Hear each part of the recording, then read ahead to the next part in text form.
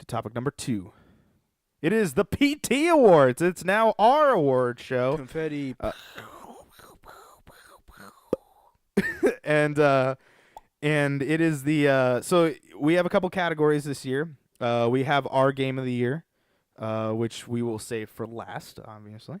And we have the PT Plays Award, where we go back and look at all of the games that we played here on the channel, and we vote on whether or not what game we felt deserves to be highlighted as the PT Plays Award. Voted on those ones.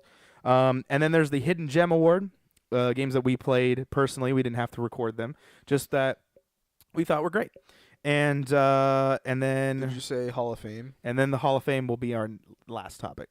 So we'll get to that one. But that one kind of is a bigger one. If you guys joined us last year in 2017, it was its own topic in itself, because we nominate one video game that we feel should be immortalized as a Primal Target game that we feel that you guys should have played in your life, whether that be in the past or we tell you guys and you go and play it. And yeah. Roblox. Anyway, we'll see what happens in the last topic. But we're not there yet. We're in the second topic. So let us go with the what do you want to start with? PT Plays Award or the Hidden Gem Award? Let's start with PT Plays. All right. The PT Plays Award goes to Disneyland Adventures. We all voted on that, and it got really close because we also came down to a tiebreaker between 3 games, and so Disneyland Adventures took it just based on your guys' feedback of how you guys communicated with us through the comments, through likes, through just overall views and whatnot. And so you guys kind of helped us get that one across there. Yep. I definitely took a lot of time doing them, and I'm glad to see that the game is, not necessarily known as a child's game, even though it kind of is a child's game. But it's like, it is, it's pretty fun. It's pretty fun. I like how accurate it is compared to actually Disneyland. Oh yeah, it's crazy how accurate it is. So yeah, good job to Disneyland Adventures, even though the game came out a long time ago, because it came out on 360 as well. So, as a Kinect game, but I think it was definitely cool to see them as. Yeah, I did. But then they remade it for the Xbox One with controller support, which I think was a smart move on their part. The next one is the Hidden Gem Award. I'm gonna stop talking for a while. I'll let you two decide who wants to go first. Yeah, because I'm gonna take a sip from my drink. Hidden Gem Award. What did you pick for your hidden gem that you played this year? Ooh. I said this is actually a mobile game. I'm not even in the shop. Good thing we have the screen. I said Dragon City. Okay. What is Dragon City? It's a mobile dragon, kind of like a farming game in a way. Okay. I picked it because you can meet some really cool people in it. It's a nice game to just kind of blow through time. I don't know. I've spent a lot of hours into it. Okay. What are some things that you? I mean, you kind of said a little bit, but what are some things that you do really like about it? That separate it from, I guess, as far as farming games, for some reason Farmville popped in my head. So what separates it from that as a novice that doesn't know too much about those types of games, make it really fun? The grind is more worth it in the end. Okay, that's something I really like, because some of those stupid mobile games, they're you be putting gems and hours into them, and then all of a sudden you just get a couple minutes of playing time, and you're like, all right, cool, this sucks. No, So I like it because it's you can grind a lot into it, and you can actually battle against other people. Okay, some PvP. And That's go cool. up through arenas, and I don't know. It's just personal preference. That's what I like to play on my free time. I mean, that's what the hidden gem ones are. This award is from one specific person, and that they feel as deserves to be recognized a little bit. So yeah, definitely. Okay. Yeah. Cool. Yeah. It doesn't have to have come out this year either. So that's another thing too. Dragon City's mine. Okay. Cool. What about you, Ashton? What do you got? I chose Layers of Fear. Layers of Fear. Layers of Fear. That was a fun game. For those of you who do watch any of the videos that I have on YouTube or watch any of the streams, you know that I love horror games. Layers of Fear was one of those games that, for me, I knew nothing about, and I think it was Ryan who was like, "Hey, yeah, you should." Oh Well, no, no, that it was was him. me. Oh, Yeah, no, that was me. Yeah, you- that was you. Yeah. Right. He saw it on my Xbox. He was like, "No, you." I think you said like you heard about Layers of Fear and you've always wanted to play it. And I was Nah, like, I as a said- matter of fact, I have that game. Yeah, I and, saw how and you my buddy played it and how he was scared shitless from it, and I was like, "Oh, dude, that'd be a fun thing to do." yeah. And then you're like, "Oh, well, I got it on my Xbox," and then I think you were already coming over that night, Yeah. Yep. and then we just ended up playing it. That was when I was house sitting. That- we filmed that at someone's Yeah, house. that was just that was like a last second idea. That was not even a Yeah, planned thing. I to do. think we just beat did it. We beat it. in You one guys- Yes, we did. You guys did beat it, but we did not finish it on the channel. So Yeah, we beat and it. it's in what? lost forever. So We the rest beat of it it's in there. what 6 hours? We stayed up all night playing. Yeah, it. you played it all night. Yeah. Yeah. We were gonna play something else, and then you guys just kept playing. I was like, "Hey, man, you'll enjoy it." Yeah. Yeah, it was fun. So what about Layers of Fear? That like I was saying for him, like he obviously plays a lot of mobile games. So from your horror game experience, what makes Layers of Fear worth going out and picking it up? So a lot of things that horror games do that's easy to screw up is the amount of like jump scares. Like they rely too heavily on the jump scares, and it's just like, okay, anybody can. A jump scare is not hard to do. No, It's not hard at all. It's just a quick little, hey, wake the fuck up. they kind of did it You too know. much in that game, Mhm. personally. To Mm. where it's like you knew when it would happen. Sometimes I was kind of more focused more on the atmosphere that they were able to create and how it was more kind of. It gave more of a creepy vibe than it did like a jumpy vibe. Oh to me. yeah, definitely. It was a lot of kind of walking around and seeing things differently, and then you end up putting all these pieces of a story together, and then you don't really know exactly what you have, what all these pieces mean until you're at the very end, where it sums it all up, and you're like, oh, okay, so that kind of like, I get it. But For sure. again, there's also multiple endings to the game. Mm-hmm. So Oh, it yeah, also there has a sure is. replay value there as well. I think it has. I think you guys got the bad end. Yeah, we Yeah, got the bad ending. That was not great.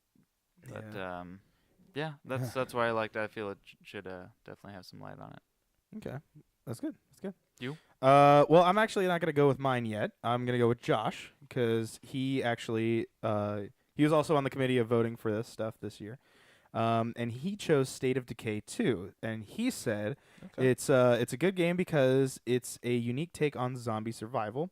Graphics are good, story is decent, and gameplay is smooth for the most part. And it got me back into gaming. It definitely did. I remember when he got his Xbox One this year, and he got Game Pass, and State of Decay is part of Game Pass, and he absolutely loved it. He kept playing it over and over and over again. I think he went through the Wow. game like 3 times last time I checked. Yeah. And I like seeing that. I like seeing that someone finds the game that brings them back into gaming. And State of Decay 2 was his game. So congratulations on That's State of pretty fun. Decay Good for 2. him. Yeah, you can play with friends on there too, so it's makes it even better. But I don't know if he plays online that much. I think he played a little bit with James, but other than that, I don't know if he's played too much Gotcha. of it online. And then my game was Disneyland Adventures. I honestly did it as kind of a fun thing, as like just kind of a joke. Not really, as a joke is probably not the word for it, but like more of just As a like spoof. yeah, I was just like I was curious. I was curious to see like what the comparison between the actual video game compared to what the real life Disneyland, especially since Jameson and I go every year, so it's kind of something that We are actually we going next month. yeah we are going next month. Stay tuned for maybe something special happening.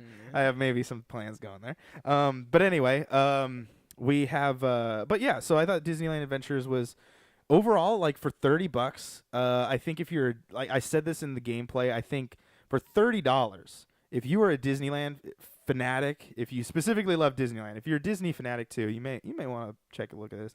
Disneyland specifically, I think they do a lot of cool stuff. They bring out characters that you would not see around the park really? very often. Like, yeah, they have Baloo and Mowgli and like all these characters.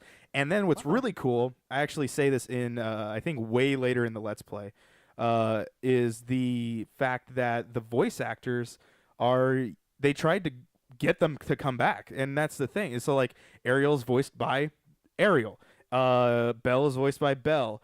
I think Aladdin's voiced also by Aladdin. Obviously, Genie is not voiced by Robin Williams, but there's a lot of characters that are voiced by their original voice actors, and I thought that was really cool that they tried to be really nostalgic for those people that remember those characters, and I don't know, I thought it was really cool that they did that.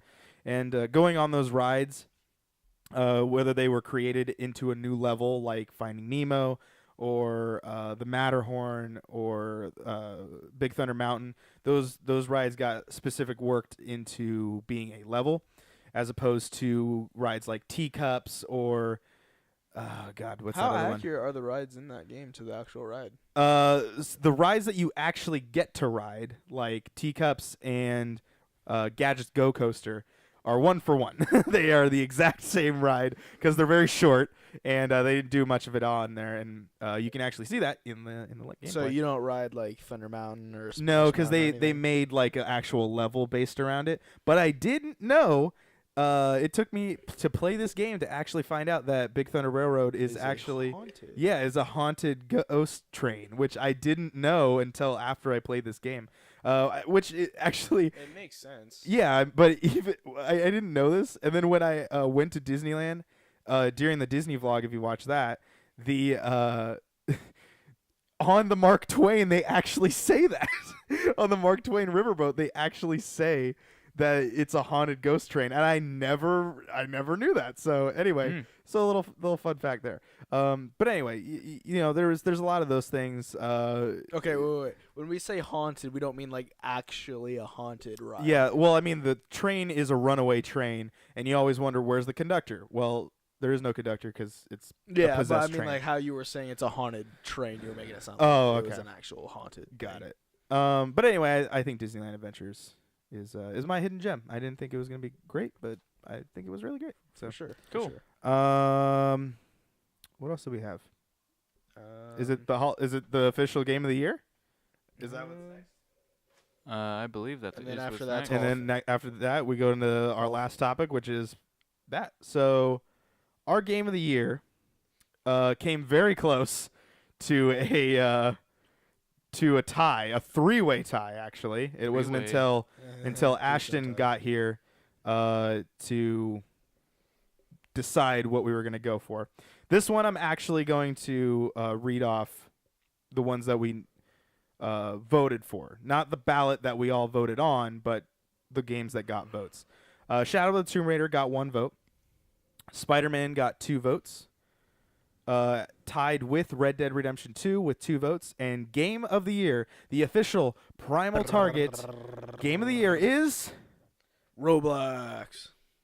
Yeah. No, I'm just joking. Okay. It was God of War. God of War took home the Game of the Year from us here at Primal Target. And I guess we should probably talk about why we gave it Game of the Year, right? Well, yeah. I mean, Yeah. overall it was a gorgeous game. My God, like. Didn't run that 60 frames per second. That still bugs me.